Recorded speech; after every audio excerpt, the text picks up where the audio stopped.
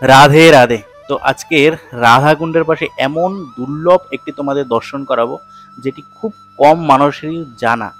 তো রাধাকুণ্ড এবং শ্যামকুণ্ড অনেকেই দর্শন করতে আসে, কিন্তু এর কাছে কিন্তু অনেক দুর্লভ একটি দর্শন আছে। তো চলো সেই স্থানটা তোমাদের দর্শন করে এবং এখানের মাহাত্ম্য তোমাদের শ্রবণ করে। আর তোমরা যদি এটি ভিডিওর মাধ্যমে ফুল দর্শন করো, তাহলেও কিন্তু তোমরা কৃপা লাভ করতে পারবে এবং পরবর্তীতে যখন তোমরা রাধাকুণ্ড শ্যামকুণ্ড ঘুরতে আসবে বা দর্শন করতে আসবে, তখন কিন্তু এই স্থানটি খুব সহজেই তোমরা দর্শন লাভ করতে পারবে।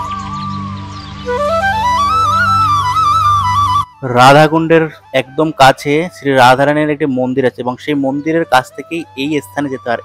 এই মন্দিরটি হচ্ছে গিরিরাজের জিহ্বা মন্দির। আপনারা জানেন রাধাকুণ্ড এবং শ্যামকুণ্ডর পাশে ছোট্ট একটি ললিতা কুণ্ড আছে।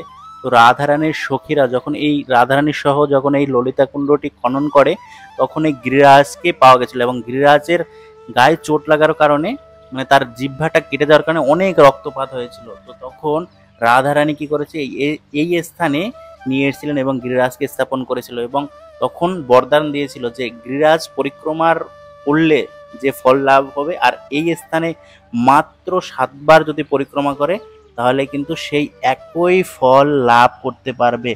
আর এখানে কিন্তু অনেক বাবাজিদের আশ্রম আছে।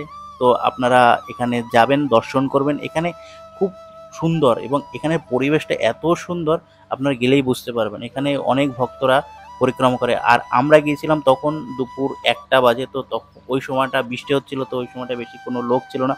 এবং এই দেখুন খুব সুন্দর, এখানে গিরিরাজকেও দর্শন করতে পারবেন এবং প্রচুর প্রচুর ভক্তরা কিন্তু এখানে আসে। আমি একবার যখন প্রথম গিয়েছিলাম কিছুদিন আগে, তখন অনেক ভক্তরা ছিল।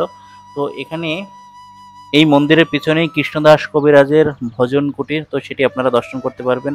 এবং অবশ্যই এরপরে যখন এই রাধাকুণ্ড শ্যামকুণ্ড দর্শন করতে আসবেন, এই মন্দিরে পরিক্রমা করবেন। যারা অনেক বয়স্ক আছে তারা কিন্তু গিরিরাজের পরিক্রমা করতে পারে না। তো এই স্থানটাতে আপনারা যদি 7 বার পরিক্রমা করেন, তাহলে কিন্তু আপনারা সেই গিরিরাজের একই ফল লাভ করতে পারবেন। তো অবশ্যই এটি কিন্তু কখনোই মিস করবেন না যখন আসবেন এবং গিরিরাজকে এখানে এসে পরিক্রমা করবেন।